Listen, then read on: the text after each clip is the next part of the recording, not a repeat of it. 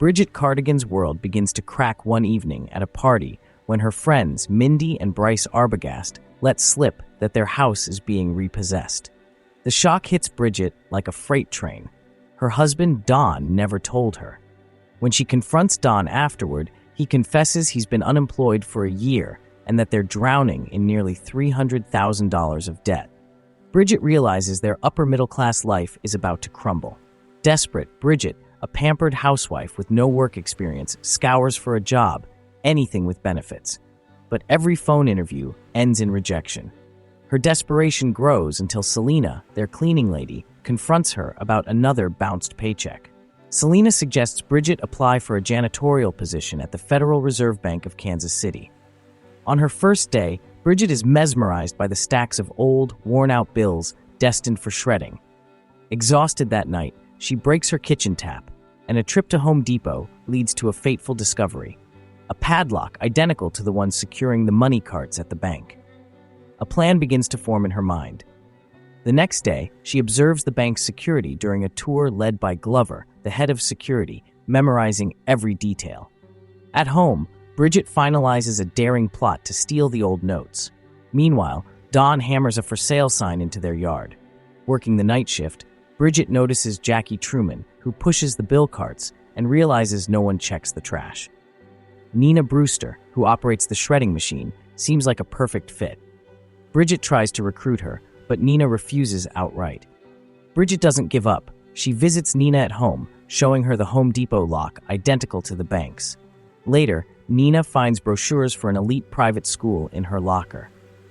Bridget seizes the opportunity. She knows Nina is a single mom who dreams of a better future for her two boys. At lunch, Nina reluctantly agrees, but warns Bridget that if things go wrong, she'll kill her to protect her children. The pair recruits Jackie, a diabetic, music-loving trailer park resident who's quick to accept.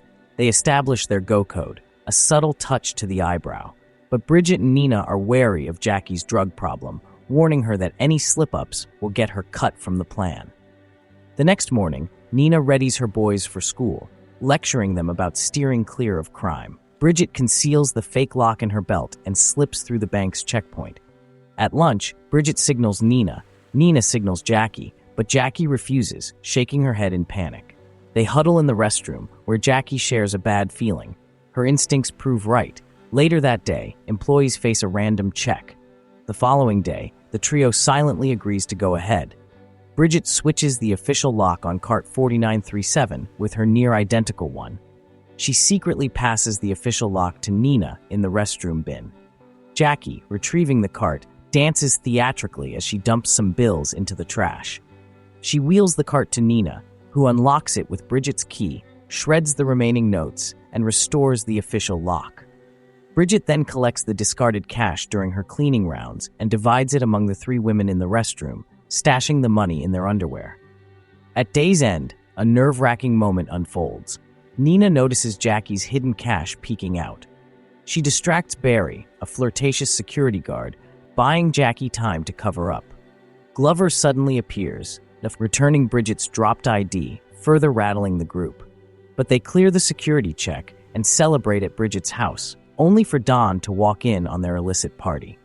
He's horrified, but Bridget insists they need more money, reasoning that the shredded cash was officially worthless anyway.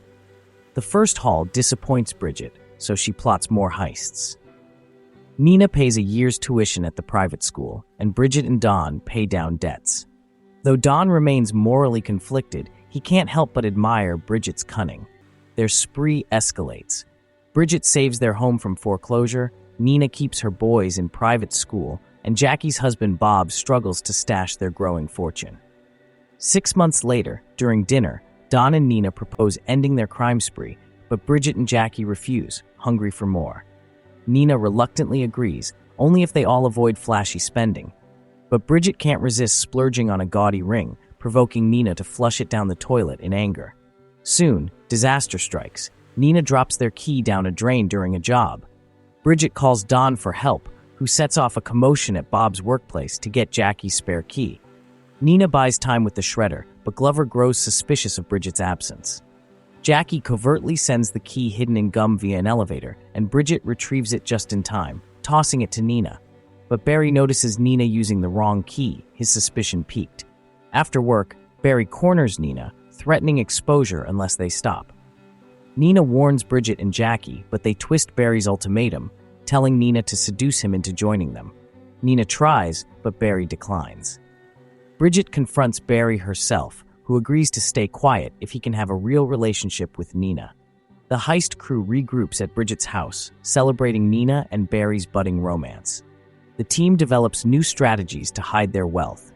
Don advises Nina to find a rich boyfriend, Bob to start day trading, and himself to become a freelance consultant, while Barry plans to claim an inheritance. With these alibis, they spend freely. Nina buys a house. Jackie and Bob splurge on vehicles. Trouble brews when a federal bank examiner appears at one of Bridget's parties. Suspicion clouds the team, especially after Jackie sees the examiner touring the bank with Glover. The examiner confronts Glover, insisting 3 women have been stealing money for years, but Glover's pride keeps him from admitting it. Dawn urges Bridget to turn herself in for everyone's sake, but she refuses, fearing for Nina's children. The crew scrambles to hide their stashes, but law enforcement sweeps in before they finish. Bridget escapes. The others are arrested. She bribes a hotel clerk to hide out without using her credit card. At the precinct, the arrested crew demands lawyers. The examiner tracks Bridget to her hotel, but she defiantly challenges him to prove the theft. Meanwhile, Nina decides to testify for a deal, only to find Jackie already made one, ensuring Nina's immunity in exchange for her own confession. Bridget enlists Bryce, a tax attorney, to defend her friends. Bryce arrives just as Nina prepares to leave, revealing Jackie wasn't properly represented. With no evidence of stolen money, Glover swearing none ever left the bank, Bryce gets everyone off the hook. But the IRS demands they pay taxes on the income, wiping out their remaining fortune. 8 months later, Bridget, Nina, and Jackie reunite at their old haunt. Over lunch, Bridget unveils her trump card, a stash of cash hidden in Junior's bar basement. The friends laugh and dream of their return to fortune.